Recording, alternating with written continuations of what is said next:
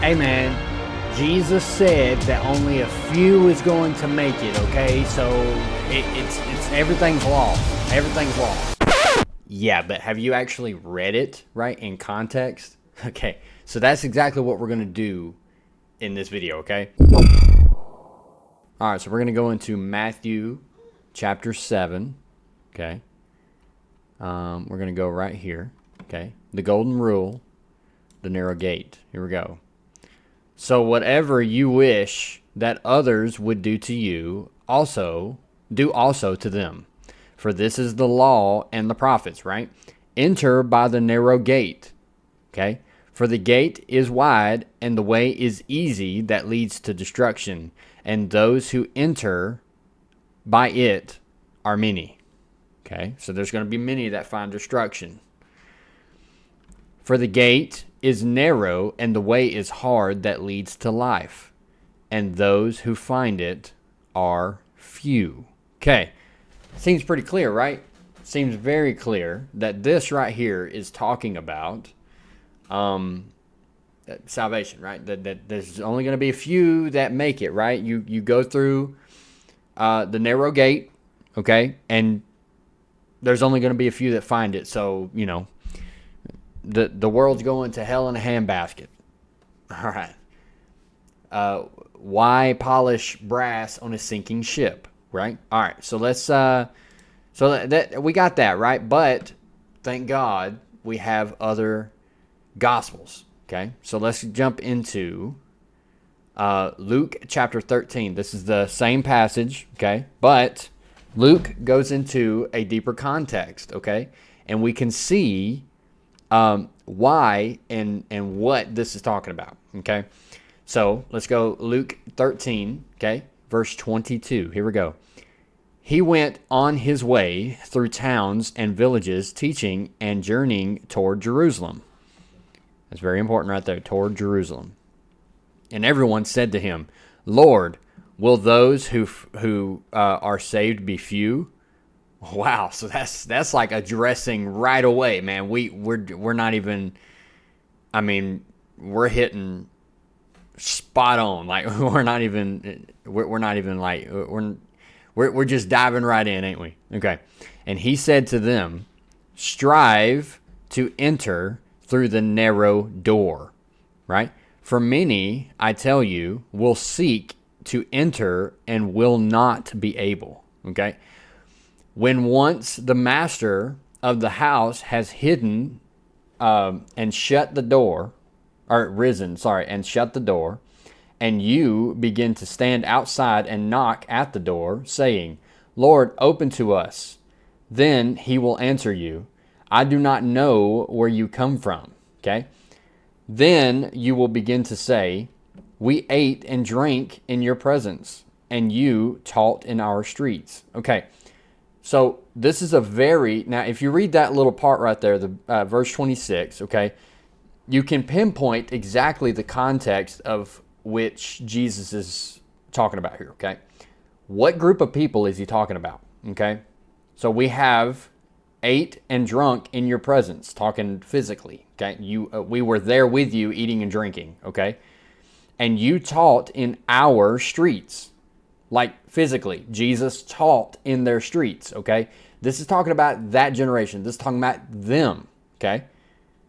So Jesus is saying, you will begin to say, we have ate and drank in your presence, and you taught in our streets. That's talking to them. That's talking about them back in the first century, okay? When Jesus was actually there, okay? But he will say,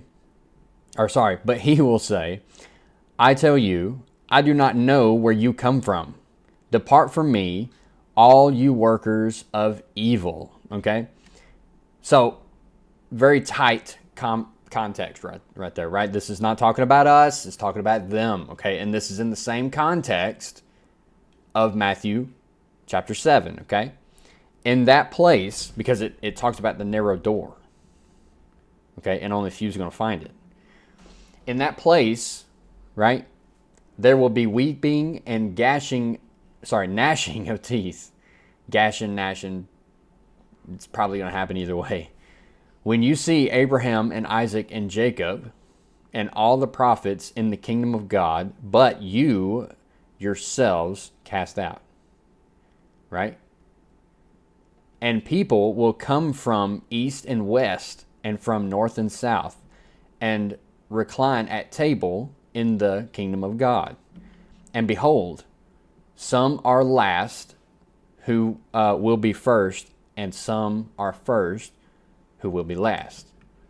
So he's just talking about, like, people's going to gather and everything like that. And, the first is going to be last, the last will be first, stuff like that, like the judgment passages, right? All right, so in the same context, okay, at that very hour, so the same hour they just talking about, the narrow gate, okay, some Pharisees came and said to him, "Get away from here, for Herod wants to kill you." That seems kind of strange. I guess it's some of the Pharisees, right? Some of them, probably not the ones that wanted to kill him. I don't know. Let's go. Verse 32, and he said to them, "Go and tell that fox, behold, I cast out demons and perform curses today." And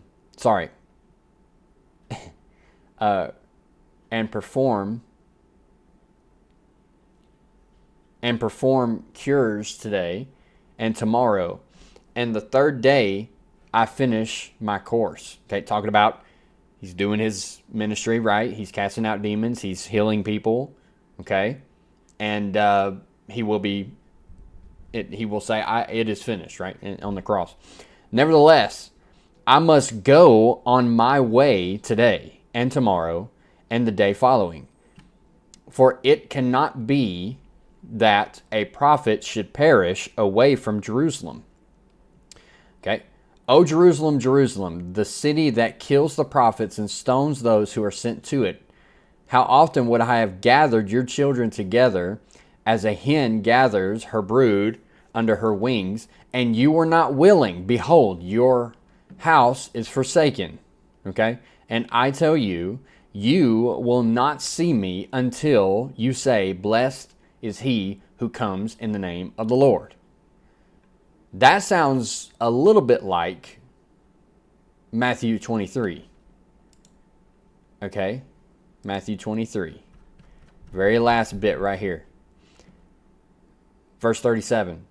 O Jerusalem, Jerusalem, the city that kills the prophets and stones those who are sent to it. How often would I have gathered your children together as a hen gathers her brood under her wings, and you were not willing. See that your house has left you desolate. For I tell you, you will not see me again until you say, blessed is he who comes in the name of the Lord. So, this right here, okay, is in the context of them.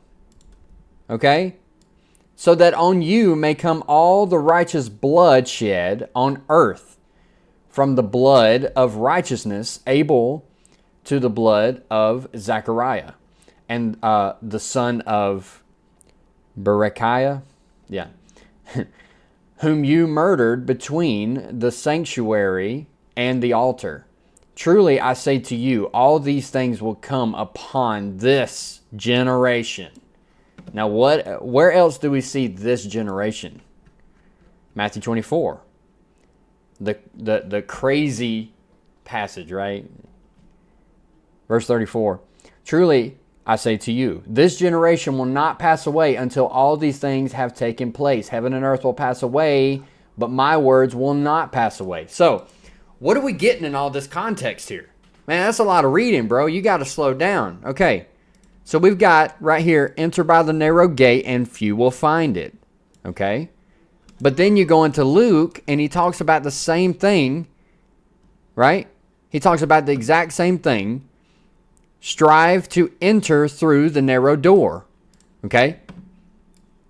And someone said to him, Lord, will those who are saved be few? And he said to them, strive to enter through the narrow door. For many, I tell you, will seek to enter it and will not be able to. That's the same context here, guys. That's the same context. But what else do we get in this context? at that very same hour. At that very hour, the same hour that he's talking about the narrow door. Then he talks about the lament of Jerusalem.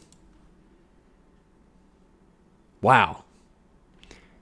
So, what's right before the narrow door? Right before the narrow door? Yeah.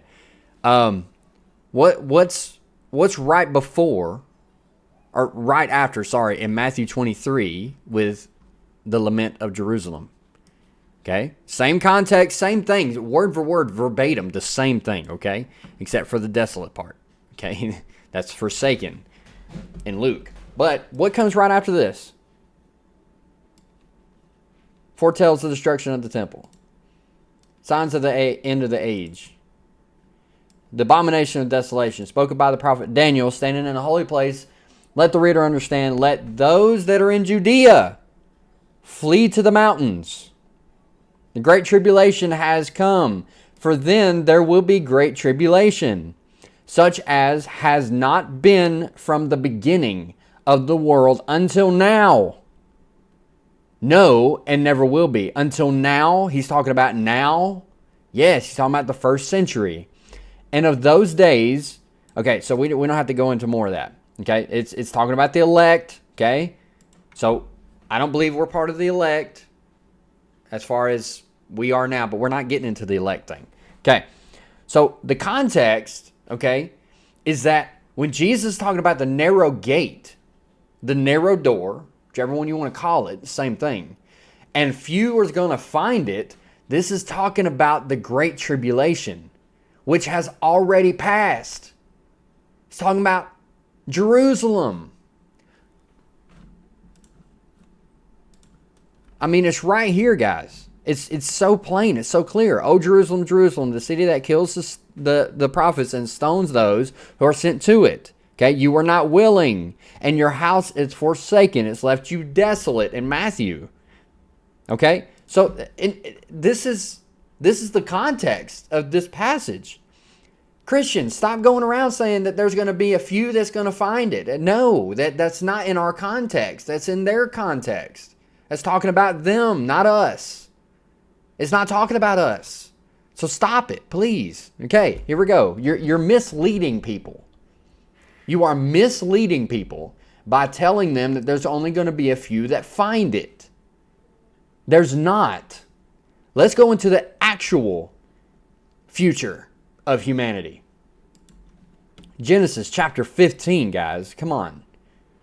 This is so clear, guys. Seriously. I mean, it annoys me to no end, right? When I'm listening, okay, to different preachers and whatever, and they're like, there's only going to be a few that find it, guys. So, the earth is going to hell in a handbasket. Come on, guys. We're really dropping the ball here. Okay? So, we're talking about, okay, so in this context, right, this is the promise, right, that that God made to Abraham in Genesis chapter 15. Okay? It says here, and he brought him, and God brought Abraham, go read it in context, outside and said, look toward heaven and number the stars, if you are able to number them. Then he said to him, so shall your offspring be. Okay? As numerous as the stars. And he believed the Lord and counted it to him as righteousness. So let's jump into, we got a lot more to go into, so just hang on. Okay, please hang on, because this is so important. This is so important, guys. Okay, don't leave yet. All right, this is the law and the promise. Okay, so now the promises were made to Abraham and to his offspring. It does not say and to offsprings, referring to many, but referring to one, and to your offspring, who is Christ. Okay. And then the law this is what I mean. The law, which came 430 years afterward, does not annul a covenant, okay, previously ratified by God. All right. So as to make the promise void. So by saying this, he's saying that the law is not going to take the covenant or so-called promise void, okay? It's not to make it void, okay? Right? For if the inheritance comes by the law, it no longer comes by promise, but God gave it to Abraham by a promise. Gave what to Abraham by a promise? Genesis 15. As numerous as the stars, look up toward heaven, and you can number them, numerous as the stars. Okay? Now, the sands of the sea is also part of that, but we're going to jump down, okay? We're going to see, because this right here is very important when it comes to, and of course all of this is very important, but just listen to this, okay? So let's recap real quick, okay? Let's just take a minute to recap, okay? Because I know this is a lot. This is a lot to take in. All right, so Matthew chapter 7, right? Jesus says, go through the narrow door, go through the narrow gate, and there's only going to be a few that find it, okay? But then you look into Luke 13, okay?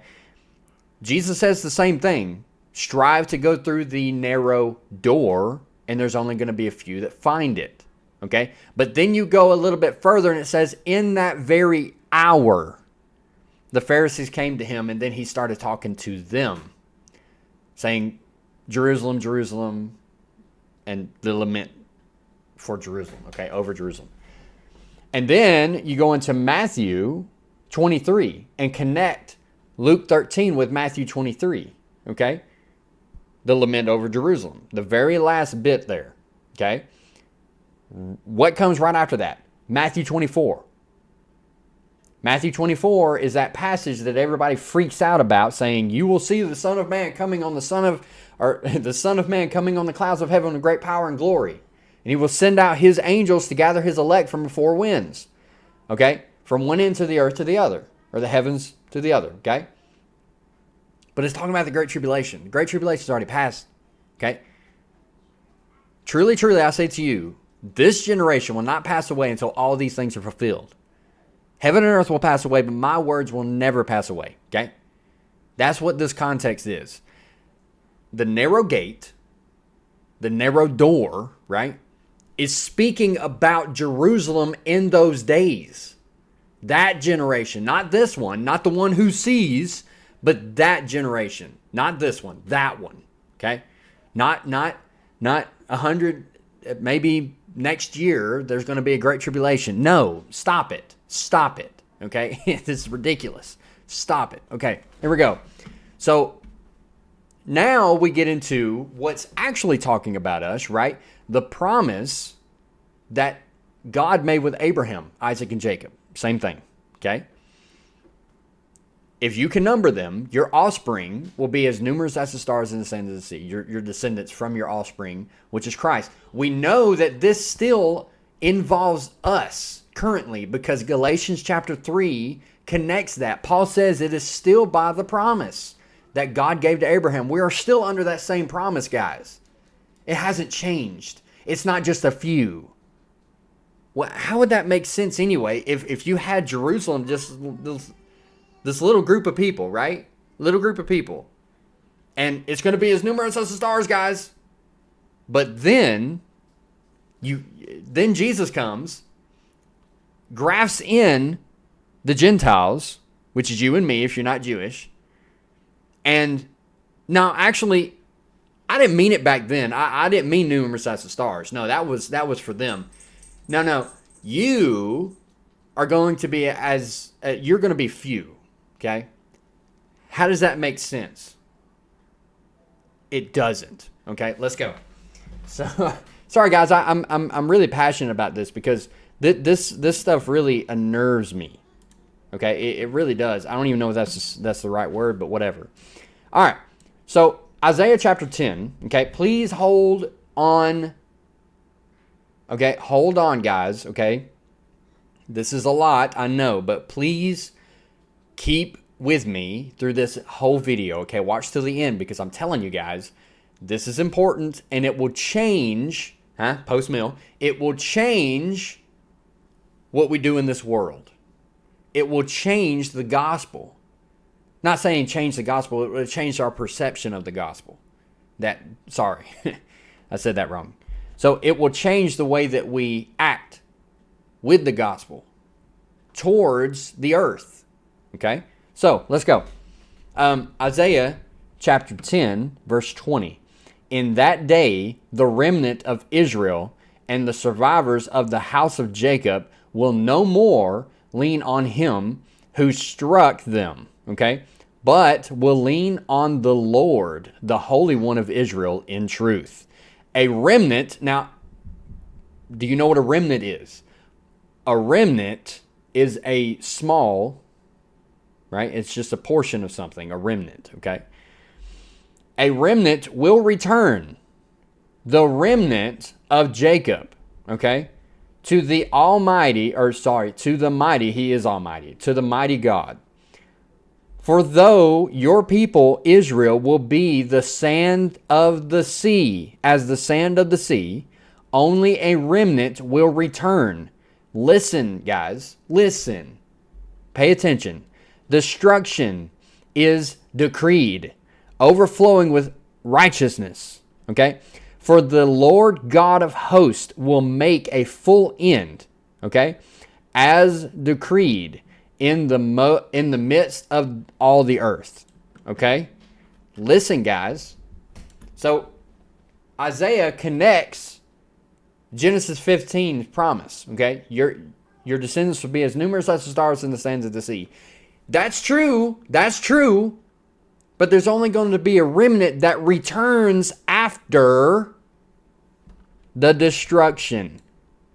Only a remnant of them will return. Of the sand of the sea and the stars, okay, of the sky, as numerous as those, but only a remnant will return. The destruction is decreed. Okay. What destruction is decreed? What destruction? Matthew 24. Okay. So the ones that will return, okay, let's go into, because I don't want to read the abomination of desolation because that throws people off for some reason. They don't understand, okay? Verse 20, Luke 21, verse 20. But when you see Jerusalem surrounded by armies, then know that its desolation has come near. Okay? The same context here. So when you see the abomination of desolation spoken by the prophet Daniel standing in the holy place, let the reader understand. Then let those that are in Judea flee to the mountains. Same thing. But when you see Jerusalem surrounded by armies, then you know that its desolation has come near. Then let those who are in Judea flee to the mountains, and let those who are inside the city depart, and let not those who are out of the country enter it. I mean, it's clear, guys. It's clear. Okay? When you see Jerusalem surrounded by armies, then you know its desolation has come near. That's talking about then. Okay? Because let's just go back to Matthew 24. It says it in Luke, but I want to connect the dots here. Okay? If it's such a global judgment, if this is the end of all things, then why does it say flee to the mountains? If it's a global punishment and wrath, which is the Great Tribulation that people think, okay, then why does it say flee to the mountains? The mountains ain't going to save you. You can't run from a global judgment. You can't. That's why this is a local judgment. This is talking about Jerusalem, okay? Guys, get out of your own head, okay? This is not hard, all right? So, as numerous as the stars in the sands of the sea, Only a remnant is going to return after the destruction of Jerusalem. You can connect all those dots with all the passages that I just gave you, full passages, not just cherry picking, full passages, okay? So, the narrow gate, those that fall, that go through the narrow gate, the narrow door, only a few is going to find it. Who's the few? The remnant of Israel. Look, guys, it's really not hard, okay? I mean, in the context, Matthew, the entire book of Matthew, right? You can catch little glimpses, right? You can catch little glimpses. Look at this. I'm going to take y'all real quick, just a little bit, okay? I've only got 2 more passages of scripture after this, okay? Just hang on, okay? We're almost done. Just hang on. So right here, Matthew chapter 10, verse 19, okay? We're going to go down. When they deliver you over, do not be anxious how you are to speak or what you are to say, for what you are to say will be given to you in that hour, okay? For it is not you who speak, but the Spirit of your Father speaking through you, okay? Brother will deliver brother over to death, and the father his child, okay? And children will rise against parents and have them put to death. Wow. And you will be hated by all for my name's sake, okay? But the one who endures to the end will be saved. Where do you hear that kind of phrasing? In Revelation, right? Those that endure into the end will be saved, okay? When they persecute you in one town, flee to the next. For truly, listen to this, for truly I say to you, you would not have gone through all the towns of Israel before the Son of Man comes. So, he's talking to his disciples here, okay? He says, you will not have gone through all the towns of Israel before you have seen the Son of Man come. You're not even going to make it through all of it. He says, go from town to town. That's great. Go from town to town. Okay? They will persecute you in one town. Flee to the next. But you're not going to get to them until you see me. You're not going to get to all of them before you see me. So get ready to see me because you're going to see me. Do you understand yet? Okay. Let's go to one more and then we'll go to our final passages. Matthew 16, verse 27. For the Son of Man is going to come with his angels in the glory of his Father, and then he will repay each person according to what he has done. Truly, I say to you, there are some standing here who will not taste death until they see the Son of Man coming in his kingdom. So it's either the disciples that Jesus is talking to right here did not actually die yet, and we're in the 21st century. It's either they haven't died yet or he already came. Not the final coming, not the final resurrection, not the final judgment, not the new heavens and new earth, because they're 2 separate things. They're 2 separate things, guys. You got to understand this. The kingdom is already here. But the new heavens and new earth is to come. Okay, and that's what we're about to get into. All right. So let's go to our final passages. Okay. So we got right here, Revelation chapter 7. Okay. This is the great multitude from every nation. Okay. I believe that the book of Revelation, the majority of it, I believe that we are in Revelation 20. Okay, chapter 20. I believe that's where we are now. We are in the millennial reign. So the whole Revelation 7 and all that stuff, I think, see, this right here is the remnant. The 144,000, that's the remnant. That's the remnant of the numerous as the stars and the sands of the sea. In Isaiah chapter 10, that's the few that's going to find it.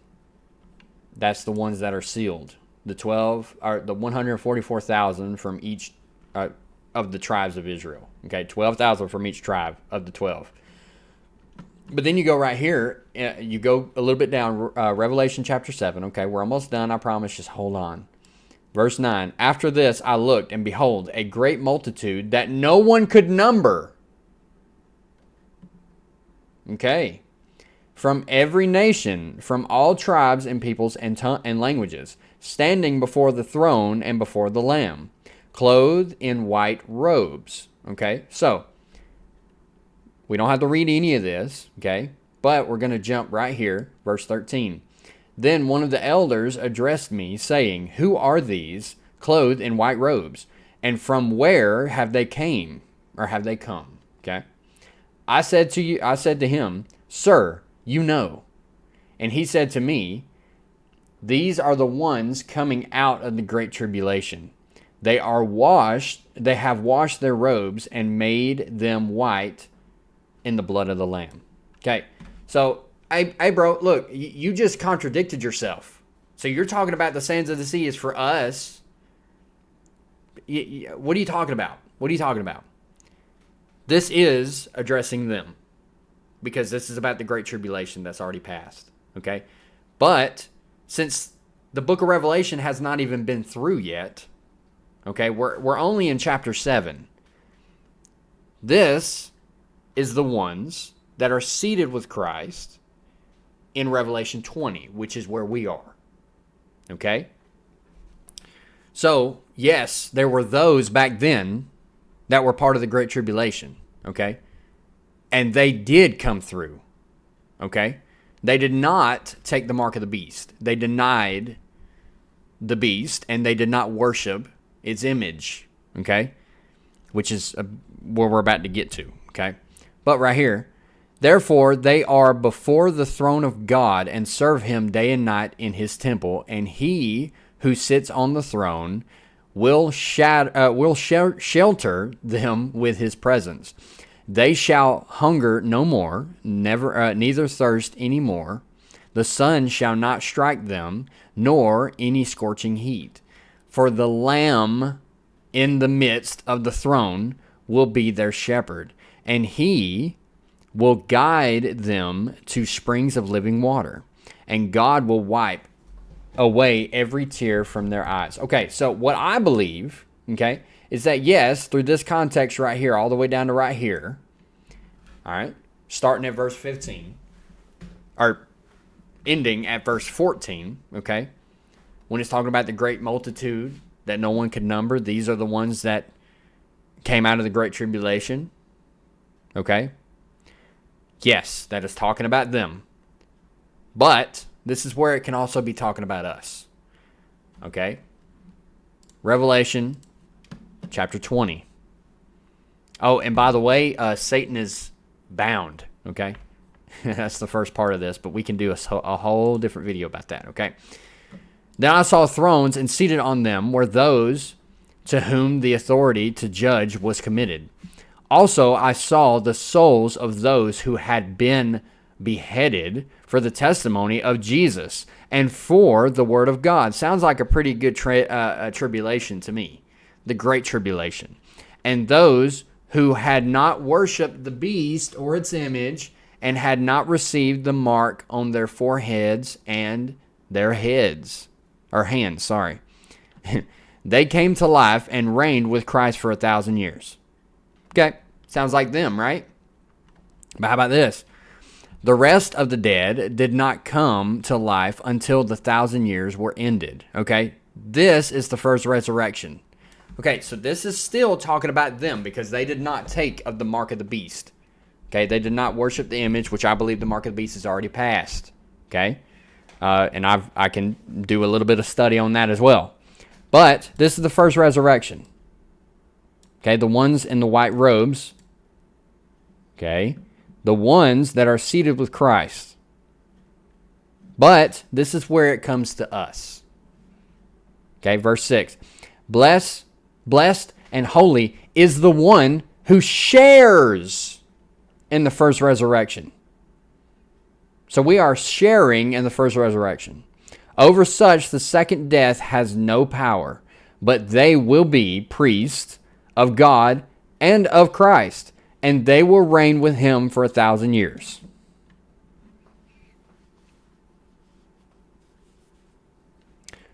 So, it's a lot, I told you. It's a lot. But This is where my head is, okay?